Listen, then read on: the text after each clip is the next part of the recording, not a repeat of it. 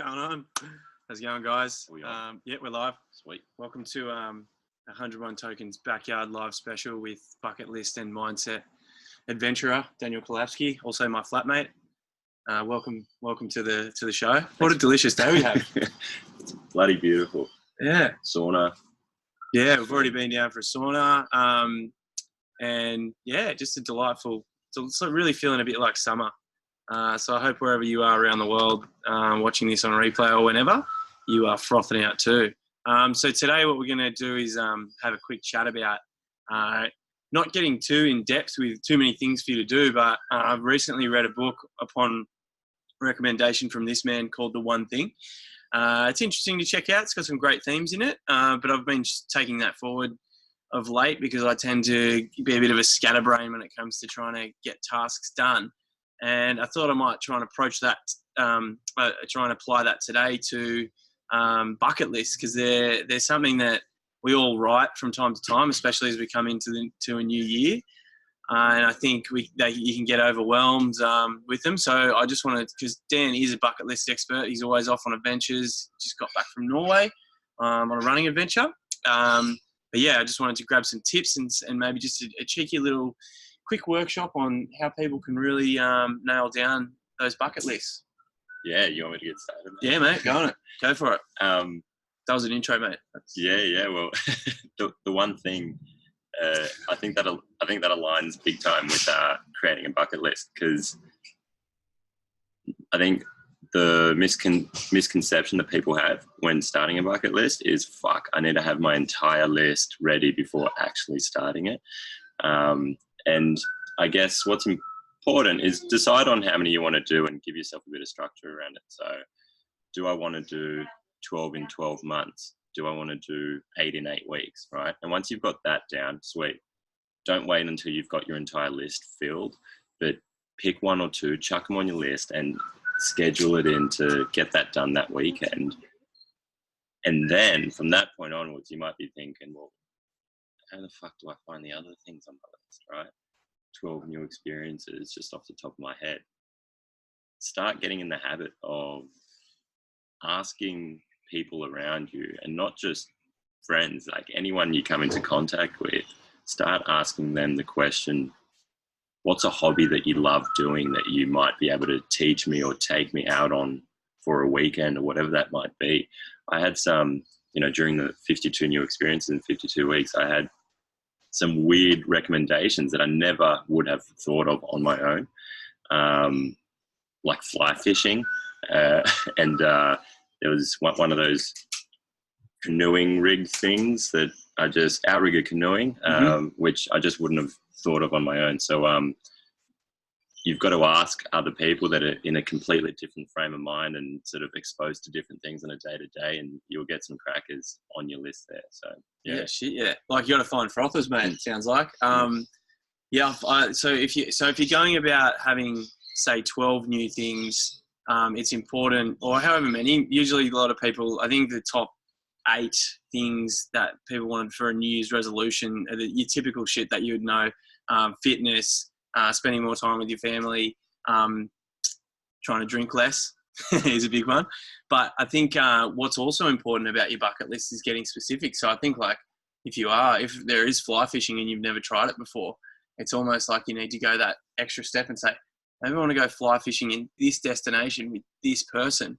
And that kind of gives you like a bit more of a direction about how you're going to get to the goal, and also potentially an accountability buddy. Yeah, well, that's the fucking beauty of a bucket list. Once you actually start to just leap at it without having it all organized completely. So once you start doing it, there's a natural process where you're thinking, well, to what degree do I want to be doing this? Do I want to take that one class of improv, or do I count it and tick it off only once I've performed in front of 200 people or whatever that might be? So get specific, and it helps and really adds to your motivation when you have sort of outlined that and you go for it. So, but also don't place too much structure on it. Get out there and fucking do it and have fun with it and play with it, and don't get too serious around it as well.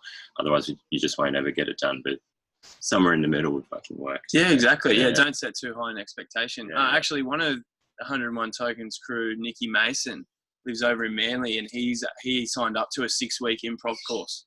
That just piqued my memory, because when I was chatting to him about how he was he'd cut back on the booze, that was something that he instilled straight up. He was like, I've always wanted to try improv.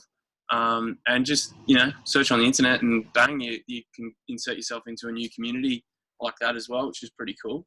What would you say for people who have written bucket lists in the past? We all have, and they're not ticking them off at all. Like, is there a, I don't know, more efficient way or something that people can do to make it a bit more exciting than just sitting there and writing a list? Well, first ask yourself why you didn't do it. And if it's just pure laziness, then ask yourself, if you sort of fast forward and I did complete this bucket list, what was it that really motivated me to actually get up every single time and go up and do that event or that thing on the list or whatever it might be? Get people involved. Doing things with people helps. If you're just out there doing shit on your own, it can be cool, but mix it up by doing things with people, and absolutely put a bit of positive pressure on yourself and let the people around you know that you are doing this thing, and let them pull you up on it. But be intentional as to who you choose as your accountability buddy, someone that's actually going to pull you up and stick it to you when you're not sticking to it.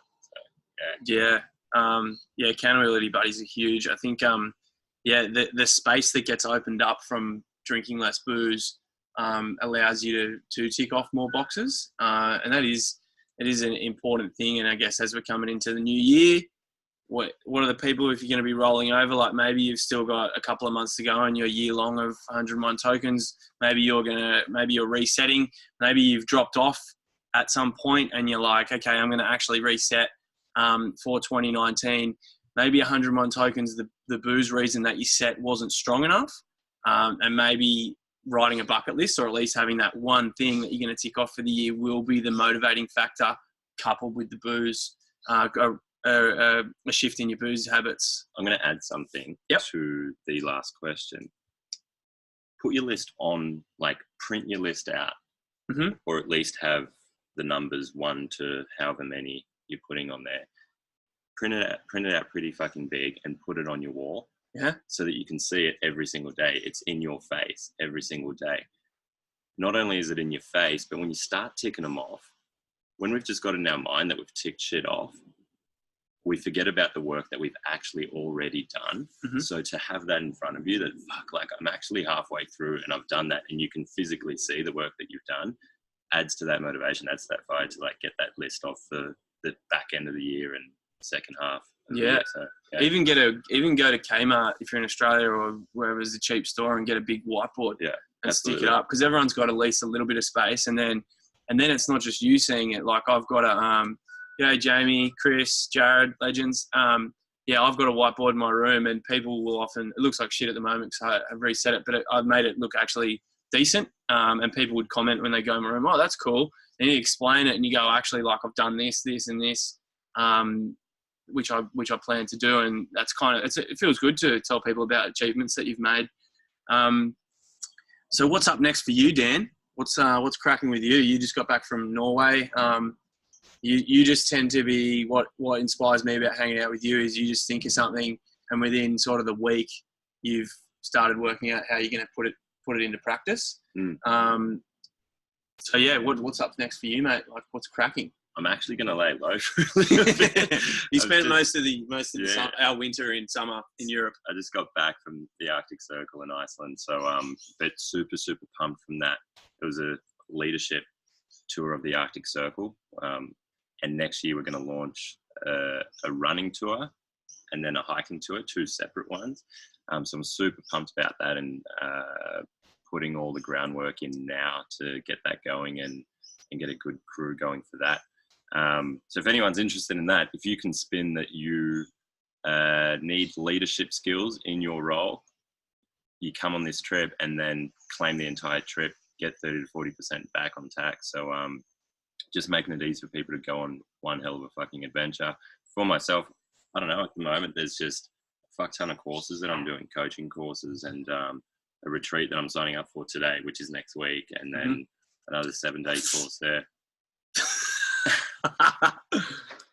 What the fuck? What's going on?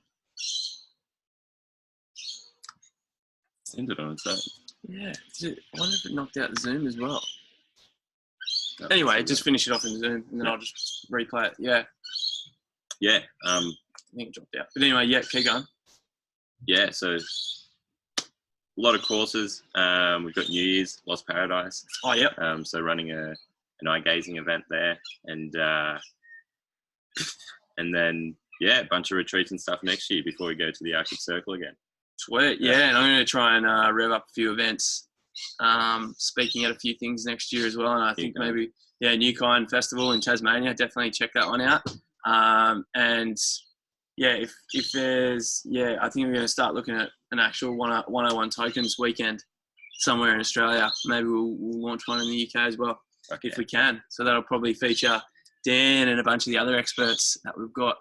And we'll have a ripping time. That's news to me. I had no idea that was going on, but super fucking psyched. Yep, so this is what we do. We talk, we manifest, and it happens.